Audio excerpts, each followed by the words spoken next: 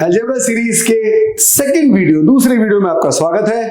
अब हम करेंगे लीनियर इक्वेशंस इन टू वेरिएबल्स। हमने पिछले वीडियो में, पिछले सेशन में वन वेरिएबल को इंट्रोड्यूस किया था, उसके छोटे छोटे हमने 5 क्वेश्चंस किए थे। आज हम टू वेरिएबल्स का इस्तेमाल कैसे करेंगे, या उसका क्वेश्चन का लैंग्वेज कैसे होगा, उसको हम कैसे ट्रांसलेट करेंगे। रिमेंबर, हम अंग्रेजी को ट्रांसलेट कर रहे थे मैथमेटिक्स में, उसको हम कैसे ट्रांसलेट करेंगे उसके ऊपर ध्यान देंगे। क्वेश्चन को सजाने वजाने की जरूरत नहीं होती, आप इक्वेशंस बनाइए और उसको सॉल्व करने का प्रोसेस, मेथड समझने और सीखने की कोशिश करेंगे। ठीक है, चलिए let's take a look at that. उसी बीच में जहां जहां थियरी आएगा मैं वो भी एक्सप्लेन करता जा रहा हूं। आप अपने पेन से, अपने नोटबुक में नोट करते जाइए और उसको ध्यान से इस्तेमाल करते जाइए। ये एक बड़ा खूबसूरत सा क्वेश्चन है जो कि कैट में भी पहले आ चुका है। नंबर्स अलग रहे होंगे, हमने नंबर्स को बदल दिया है, थोड़ा सा डिफिकल्ट बना दिया है, लेकिन क्या वो एक्चुअली डिफिकल्ट है? Let's try to understand. क्या बोल रहा है? The monthly incomes of P and Q are in the ratio 7:5 and their expenditures ones in the ratio 16:11. If each saves 1800 per month, find the monthly income of P. अब यहां पे समझने वाली बात है कि कुछ क्वेश्चन ऐसे होते हैं जो दिखते हैं कि टू वेरिएबल के हैं, बट वो एक्चुअली नहीं होते। आप हमेशा ये ध्यान रखो कि क्वेश्चन सॉल्व करने के लिए इक्वेशन जितने कम हो उतना अच्छा, इसीलिए हम इक्वेशंस के अंदर वेरिएबल को एलिमिनेट करने की कोशिश करते हैं। यहां पे बनाने से पहले ही अगर वेरिएबल एलिमिनेट हो जाए तो कितना ही मजा आए। क्या कर सकते हैं? देखिए, हमें यह पता है कि इनकम माइनस एक्सपेंडिचर जो होता है वो होता है सेविंग। इनकम में से खर्चा निकाल दो, कमाई में से खर्चा निकाल दो तो क्या बचेगा? सेविंग बचेगा। लेकिन इसी चीज को क्या मैं ऐसा लिख सकता हूं, इनकम माइनस सेविंग, क्या ये इक्वल टू एक्सपेंडिचर होगा? यस, बिल्कुल होगा। तो हम क्या करेंगे? हम इनकम से शुरुआत करेंगे। P एंड Q, इनकी इनकम का रेशियो क्या दिया हुआ है? 7:5। तो क्या मैं P का इनकम 7x और Q का इनकम 5x ले सकता हूं? यस, बिल्कुल ले सकता हूं, रेशियो हमको अलाउ करता है। एक्सपेंडिचर छोड़ दो, सेविंग के बारे में सोचो। सेविंग क्या है? सेविंग है 1800 और दूसरे का भी 1800। अगर मैं सबट्रैक्ट कर दूं, इनकम में से सेविंग सबट्रैक्ट कर दूं तो क्या मिलेगा? एक्सपेंडिचर। यहां से वो एक्सपेंडिचर कितना दिखेगा? 7x minus 1800। बहुत ध्यान से देखो, 7x माइनस 1800 P का एक्सपेंडिचर। Q का एक्सपेंडिचर क्या बनेगा? Income 5x, saving 1800। सो 5x माइनस 1800। ध्यान से देखो, ये दोनों आइटम्स क्या है? ये दोनों एक्सपेंडिचर्स है। किसके? P और Q के। एंड क्वेश्चन में उसका रेशियो क्या दे रखा है? एक्सपेंडिचर का रेशियो 16:11। क्या ये बात समझ आती है कि इन दोनों का रेशियो 16:11 है? राइट। अभी मैंने क्या किया यहाँ पे? पहला क्वेश्चन है टू वेरिएबल का, बट मैं टू वेरिएबल इंट्रोड्यूस कर ही नहीं रहा हूं। क्यों? मैं आपको यह समझाना चाहता हूं कि जहां तक हो सके वेरिएबल्स की संख्या कम से कम रखें, नंबर ऑफ वेरिएबल्स कम से कम इस्तेमाल करें। इस क्वेश्चन में क्या ये पॉसिबल था कि 2 की जगह 1 से कर सके? यस, तो करो ना। 7x minus 1800 divide by 5x minus 1800, and ये किसके बराबर होना चाहिए? एक्सपेंडिचर का रेशियो है, तो this should be equal to 16/11। Keep it as simple as that. ठीक है, क्रॉस मल्टीप्लाई करो, राइट? क्रॉस मल्टीप्लाई करो ऐसे और ऐसे। टेबल का मैं कुछ नहीं कर सकता, टेबल तो आपको याद करना पड़ेगा। सो 11 into 7 77x माइनस 1800 into 11 19800। ठीक है, 16 into 5 80x। Okay, very good. 16 into 18 कितना बन जाएगा? 28800 माइनस 28800। देखो क्या बन रहा है, कुछ समझ आ रहा है? यस, 77x 80x, 77x को उधर भेज दो तो 80 माइनस 77 3x बन जाएगा। ठीक है, 28800 इधर भेज दो, इसको इस तरह भेज दो तो 19,800 28,800। सो मेरे ख्याल से ये बन जाएगा 9,000। ठीक है, so x is equal to 9,000 by 3 3000। x की वैल्यू आ गई। क्या चाहिए हमें? Find the monthly income of P। P का इनकम क्या था? P का इनकम था 7x, तो इसकी वैल्यू क्या हो जाएगी? 7 into x। x की value 3000, 7 into 3000 that is 21,000। Right, ठीक है। तो ये हमारा सवाल था, चेक कर लो एक बार। ये 21,000, ये हमारा 5 into 3 15,000 बन जाएगा। ठीक है, 15,000 एंड 21,000 माइनस 1800 कितना बना? 19,800। और ये कितना बन जाएगा? 50,000 माइनस 1800 13,200। डिवाइड कर सकते हैं क्या? डिवाइड 0 0 11 से डिवाइड होगा तो ये कितना बनेगा? 11 से बन जाएगा 12 से डिवाइड होगा। एक्चुअली 11 से नहीं, 12 से, क्योंकि 198 11 से डिवाइड होता है 16 इंटू 18, दैट इज 28,800, 11 से ये डिवाइड होगा। ठीक है, जस्ट अ सेकेंड, मैंने गलत लिखा है शायद, इसको हम कर दें, वेट, इसको हम कर दें, हाँ ये 21,000 था ना, 21,000 माइनस 1,800, ये बन गया 19,200, ठीक है, और ये बन गया 15,000 minus 1,800, that is 13,200, right. So 0 0 0 0 cancel, ये 12 से कैंसिल होगा 16 और ये 12 से कैंसिल होगा 11, सो 16:11। देखो जरा क्या था, यही था क्या? Yes, so everything is perfect. So हमारा जो आंसर ऑफ द क्वेश्चन है वो क्या था? That is 21,000, right? 21,000 is this value which is income of P, which find the monthly income, that is 21,000 rupees। ठीक है, ओके, चलिए अगला क्वेश्चन देखते हैं क्या बोल रहा है। A man's age is, again देखो ये एज वाला क्वेश्चन आ गया, बड़ा सुंदर सा, right. A man's age is 4 times the sum of ages of his 2 daughters। 3 लोग हो गए, man and 2 daughters। After 3 years his age will be thrice the sum of his 2 daughters age। Find the age of the man। हमें man का as चाहिए, daughter का नहीं। चलो एक काम करते हैं, मैन का एज हमने अज्यूम कर लिया x years, और जो डॉटर्स हैं, डॉटर्स कितनी हैं? 2 हैं, उन दोनों का एज हमने अज्यूम कर लिया a और b, एक का एज a, दूसरे का एज b। ठीक है, ये ईयर्स बार बार नहीं लिखते, उसको हटा देता हूं। सो x जो है वो मैन का एज है और बेटियों का एज a और b है। ठीक, आफ्टर 3 इयर्स, अच्छा ये है प्रेजेंट सिचुएशन, प्रेजेंट मतलब आज की बात है। तो 3 इयर्स लेटर 3 साल बाद, आफ्टर 3 इयर्स क्या सिचुएशन होगा? मैन का एज कितना हो जाएगा? मैन का एज हो जाएगा x + 3। जो बेटियां हैं, डॉटर्स हैं, उनका एज, दोनों का एज 3 साल बढ़ेगा, तो एक का होगा a + 3, दूसरे का होगा b + 3। अच्छा, यहां कुछ सिचुएशन था क्या? यस था ना, man's age is 4 times the sum of their ages, right, of the daughters। So x is equal to 4 times the sum of the ages of daughters, 4a + b। So x की value हो गई 4 times a + b, या यहां से a + b की value हो गई x/4। ठीक है, अब ये देख के ऐसा लग रहा होगा कि 3 वेरिएबल है, देखते हैं 3 वेरिएबल है भी नहीं, x a b, क्या वो 3 वेरिएबल बनता है? यहां से देखेंगे क्या है। अभी यहाँ पे क्या है? इससे थ्राइस, मतलब आदमी का जो एज है यहाँ पे x + 3, वो है 3 times a + 3 + b + 3, a + 3 + b + 3।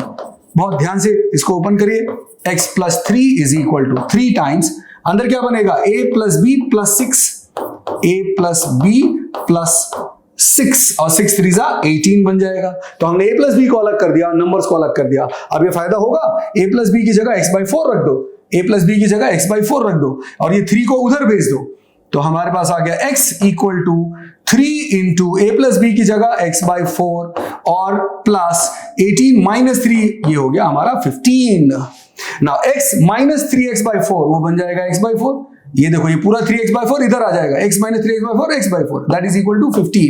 तो x की वैल्यू कितनी हो जाएगी? 4 × 15 60। तो हमें ए और बी के बारे में जानने की जरूरत भी नहीं है। Find the age of the man, man का एज कितना लिया था? x, so that has to be 60 years. So इस क्वेश्चन का जो आंसर है वो 60 इयर्स हो गया।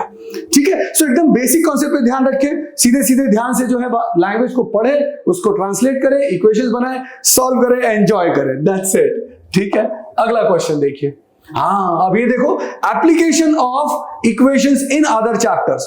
ये क्वेश्चन किस चीज से रिलेटेड है? डाउनस्ट्रीम। कहां देखा है ऐसा? अपस्ट्रीम। ये रिवर स्ट्रीम का क्वेश्चन है। रिवर स्ट्रीम का क्वेश्चन किस में होता है? टाइम स्पीड डिस्टेंस में, और उसके अंदर भी हमारा इक्वेशंस अप्लाई होगा ऑब्वियसली, है ना। हमें पता है कि डिस्टेंस जो होता है that is speed into time. ठीक है, अच्छा यहां पे क्या बोल रहा है? डाउनस्ट्रीम और अपस्ट्रीम, इस तरह की कुछ बात हो रही है। डाउनस्ट्रीम में क्या होता है? डाउनस्ट्रीम में रिवर हमको हेल्प करता है, तो हमारी स्पीड बढ़ जाती है। तो अगर हमारे बोट की अपनी खुद के दम पे जो स्पीड है, अगर वो b है और रिवर की स्पीड r है, तो डाउनस्ट्रीम के केस में हमारी नेट स्पीड क्या बन जाएगी? ध्यान देना, b क्या है? b है बोट का स्पीड, r क्या है? रिवर का स्पीड। लेकिन डाउनस्ट्रीम के केस में दोनों ऐड हो जाएंगे, दोनों मिलके काम करेंगे, तो b + r हो जाएगी। उसी तरह से अपस्ट्रीम, अपस्ट्रीम में क्या होता है? अगेंस्ट स्ट्रीम, धारा के खिलाफ, लहरों के खिलाफ। तो जब आप उसमें जाओगे तब आपकी बोट की स्पीड तो b ही है, रिवर की स्पीड r है, लेकिन क्योंकि डायरेक्शन बदल गया अब जो इफेक्टिव स्पीड होगा या जो नेट स्पीड बनेगा वो कम हो जाएगा। वो क्या होगा? वो b माइनस आर हो जाएगा। यानी हम जब भी ये फॉर्मूला इस्तेमाल करेंगे उसमें स्पीड की जगह depending upon the direction, downstream होगा तो b प्लस आर इस्तेमाल करेंगे स्पीड की जगह, अगर अपस्ट्रीम होगा तो b माइनस आर इस्तेमाल करेंगे स्पीड की जगह। ये हो गया इसका बेसिक कॉन्सेप्ट। चलो क्वेश्चन देखते हैं कैसे दे रखा है। क्वेश्चन क्या है? रोहित कैन रो, वो रो मतलब चप्पू चलाना ऐसे, downstream in 30 kilometres in 3 hours. So this 30, remember distance is equal to speed into time. Primary formula यही रहेगा, स्पीड की जगह हमें डाउनस्ट्रीम वाला नेट स्पीड लेना है b प्लस आर, और अपस्ट्रीम वाला जो नेट स्पीड लेना है वो b माइनस आर। तो 30 किलोमीटर डाउनस्ट्रीम के लिए है तो स्पीड कौन सा आएगा? डाउनस्ट्रीम वाला स्पीड यानी b प्लस आर, ऐसा आएगा। टाइम कितना है? 3। तो यहां से b प्लस आर कितना मिला हमें? b प्लस आर मिला 3, इधर डिवाइड कर दो, 30 by 3 दैट इज 10। ये क्या बना? ये एक इक्वेशन किसमें? दो वेरिएबल्स में। कौन से दो वेरिएबल्स? b और r। Very good. Upstream 6 kilometre in 3 hours, 6 is equal to b minus r net speed हो जाएगी अपस्ट्रीम के केस में, और उसमें टाइम कितना दिया हुआ है? 3 आवर्स इंटू 3 से डिवाइड कर दो तो आपको मिलेगा b minus are 6 by 3 is 2। ये दूसरा इक्वेशन उसी दो वेरिएबल में। क्या ये दोनों इक्वेशन सॉल्व कर सकते हो? बड़ा डिफिकल्ट है, चलो देखते हैं। So b plus r is equal to 10, b minus r is equal to 2। क्या करेंगे? सिंपली ऐड कर देंगे। अगर हम ऐड करेंगे तो r और r कैंसिल होगा। अगर ये ऐड कर सकते हैं तो कर देंगे, b और b 2b कितना हो गया? 12। तो b की वैल्यू कितनी हो जाएगी? 2b equal to 12, b equal to 12 by 2, 6 kilometre per hour. 6 कहीं पर भी रख दो, b plus r equal to 10 में रख दिया तो r equal to 4 kilometre per hour हो गया। ठीक है, सो इस तरह से जो है ये एक अच्छा क्वेश्चन बना, अच्छा सिचुएशन बना। वेरिएबल्स पे कोई रिस्ट्रिक्शन नहीं है कि एक्स वाई जेड ही डालो, अब a b c d b r m p n q कुछ भी डाल सकते हो, डजंट मैटर। इक्वेशन बनाओ, सॉल्व करो। ठीक है, क्वेश्चन क्या पूछा है? Speed of rowing in still water. कौन सा था वो? ये जो बी था ना, स्पीड ऑफ रोइंग थी, बोट की स्पीड थी, बोट की खुद की स्पीड थी। ठीक है, उसी को बोलने का तरीका है ये पूरा फ्रेज, स्पीड ऑफ रोइंग और speed of boat in still water.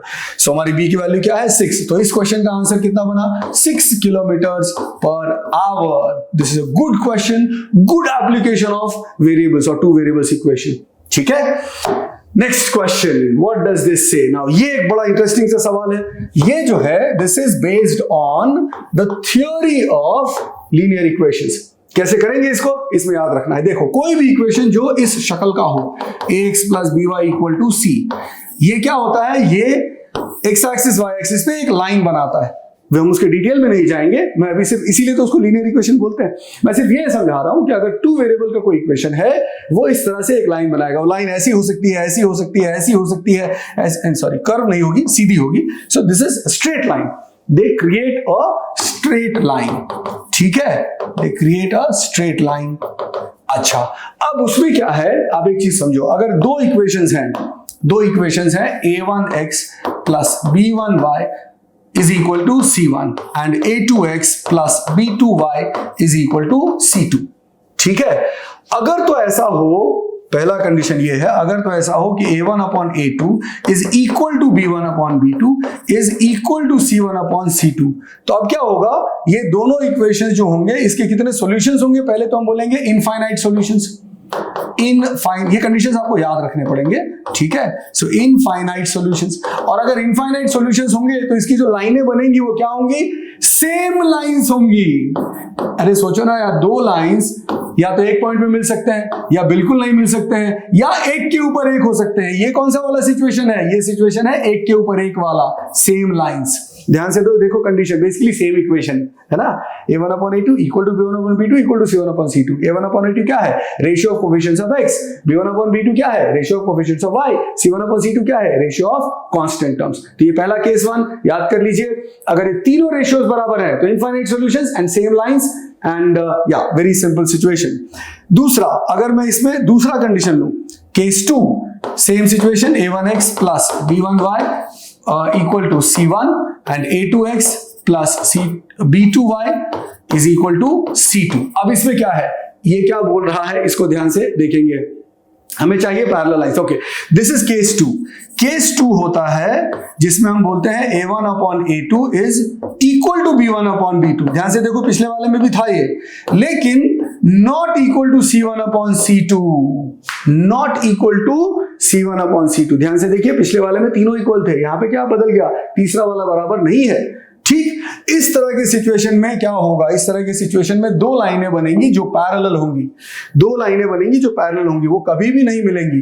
तो यहां पे हम क्या बोलेंगे, नो सॉल्यूशन। देखो ना, कोई भी मीटिंग नहीं हो रही उनकी, सॉल्यूशन तो तब बनेगा जब उन दोनों लाइनों की कोई प्यार भरी मुलाकात होगी। यहां पे कोई मुलाकात, कोई मीटिंग नहीं हो रही है, तो this is the situation of no solutions. And इस केस में पैरेलल लाइंस बनेंगी, पैरेलल लाइंस बनेंगी। ठीक है, ये हमारा ये वाला क्वेश्चन है। ठीक, but before I go to this question, okay, I'll take the case 3 and then I'll come back to this question.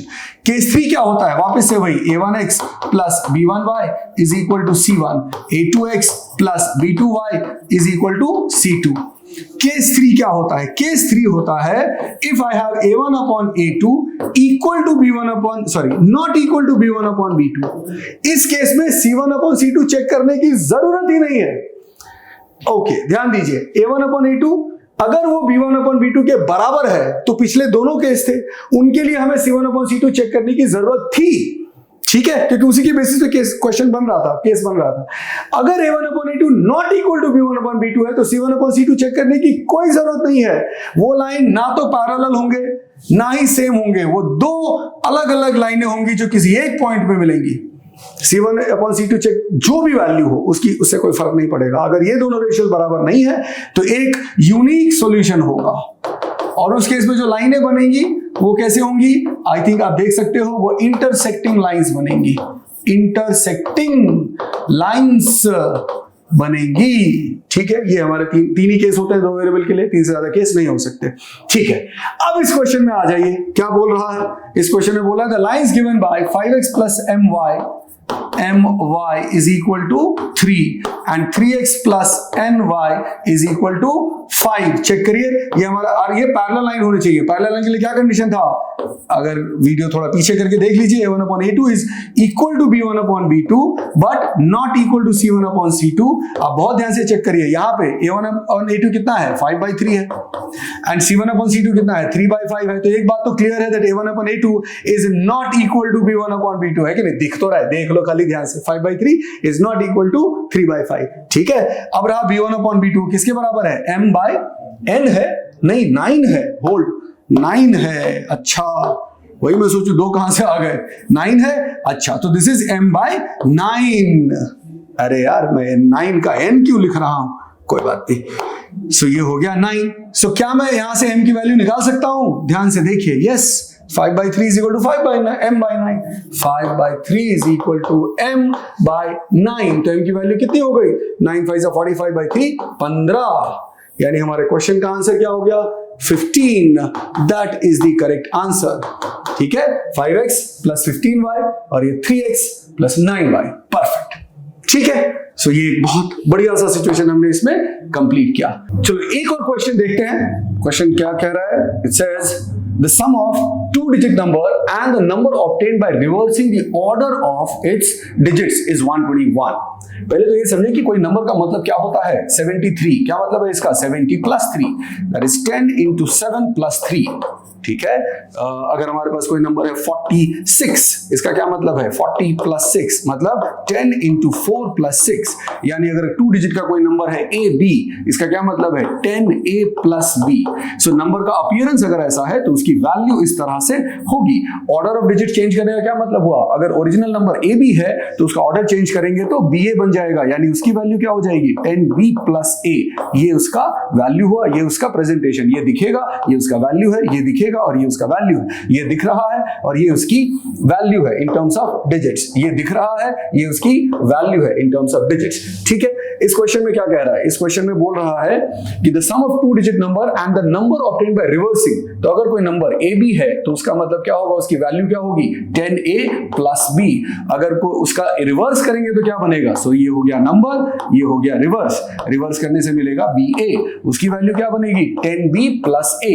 उसको ऐड करो, उसको ऐड करो, सम ऐड करोगे तो क्या बनेगा, जो सम की वैल्यू मिलेगी वो क्या हो जाएगी, 10a plus a 11a plus 10b plus b 11b, सारा कुछ जुड़ गया, एक साथ ऐड हो गया, सो 11 कॉमन, a प्लस b, और इसकी वैल्यू दे रखी है 121 121, यानी यहां से मिला हमें a प्लस b। जो डिजिट्स हैं, डिजिट्स का मतलब क्या होता है, डिजिट्स कोई भी चीज वैल्यू जो होगी वो 0 से लेके 9 के बीच में ही होगा, ठीक है। सो a प्लस b की वैल्यू हो गई 11, 121 is 11 square, so 11 square by 11 that is 11। सो ये हमारा एक इक्वेशन बना, दो अननोन्स हैं, दो वेरिएबल्स है a और b। दूसरा एक इंफॉर्मेशन है कि the digits differ by 5 find the original number. अब हमें यहां पे ये नहीं पता कि a बड़ा है कि b बड़ा है, कोई बात नहीं, अगर हमने a माइनस b एक बार को मान लिया, मैं क्या बोल रहा हूं, हमने मान लिया कि a minus B equal to 5 है, कोई प्रॉब्लम नहीं है, पहले इसको तो इस्तेमाल करें। अगर ये इस्तेमाल किया, इसके साथ क्या मिलेगा, इससे a plus B is equal to 11, इन दोनों इक्वेशंस को जोड़ दो, जैसे नॉर्मल इक्वेशन सॉल्व करते हैं एलिमिनेशन से, जोड़ दो, so 2a is equal to 16, a is equal to 8, अगर a इक्वल टू 8 रख दोगे किसी में भी तो b इक्वल टू 3 मिल जाएगा, यानी हमारा नंबर क्या बनेगा, 83, ठीक है। और यहीं से जो हमारा दूसरा नंबर है जो ठीक इसका उल्टा हो जाएगा और वो हो जाएगा 38। ये क्यों आएगा, अगर हम ना भी करें तो भी हमारे नंबर 38 आएगा। दूसरा पॉसिबिलिटी क्या हो सकता था, डिफरेंस 5 है, तो एक पॉसिबिलिटी हमने लिया a माइनस बी, दूसरा पॉसिबिलिटी ले सकते थे b minus a equal to 5, और वापस से वही सारा प्रोसेस करते हैं। अगर a plus B equal to 11 add करोगे तो a कैंसिल होगा और b भी ऐड होगा, so 2b equal to 16, b equal to 8, और उस केस में a की वैल्यू आ जाएगी 3। सो इट इज आइदर 83 और 38 that these are the possible values of the number। तो क्वेश्चन क्या बोल रहा है, फाइंड द ओरिजिनल नंबर, तो हम क्या बोलेंगे, आंसर बोलेंगे 83 या फिर 38, ठीक है। तो इसमें हमने दो वेरिएबल्स के 5 क्वेश्चंस किए अभी। अब देखो आपके लिए क्या जरूरी है कि आप कोई भी क्वेश्चन जब सॉल्व करते हो तो पहले उसमें ये समझने की कोशिश करो उसका जो लैंग्वेज है, whatever you see in the language, try to see that if there is a similar thing that appears next time you should not have any trouble। इसीलिए इतना टाइम लगा के ध्यान से एक एक वर्ड पढ़ना है। सो शुरुआत में ज्यादा मेहनत करनी है, स्लोली करनी है, कॉन्सेप्ट को बिल्डअप करना है, कॉन्फिडेंस को बिल्डअप करना है, और फिर धीरे धीरे अपने अटेम्प्ट का जो एरिया है, जो डिफिकल्टी लेवल है क्वेश्चंस का, वो धीरे धीरे बढ़ाना है, ठीक है। सो 2 वीडियोस हो गई। अब इसी तरह से अगले वीडियो में हम क्वेश्चंस ऑन 3 वेरिएबल्स करेंगे और उसके बाद बाकी के सारे टॉपिक्स करेंगे। सो अगर आपने सब्सक्राइब नहीं किया है यूट्यूब चैनल को तो अभी करिए, बेल आइकन दबाइए ताकि क्या करना होता है, जिससे आपको ये पता चले कि जब भी कोई नया वीडियो डाला जाए इन्फॉर्मेशन आप तक पहुंचे, आप उसको फॉलो कर सके। दूसरा एक चीज और, आपको क्या तकलीफ आ रही है, if there is anything specific that you are facing a trouble in, please mention in the comments. We'll try to work on individual issues, individual troubles that children are facing. Thank you. Bye bye.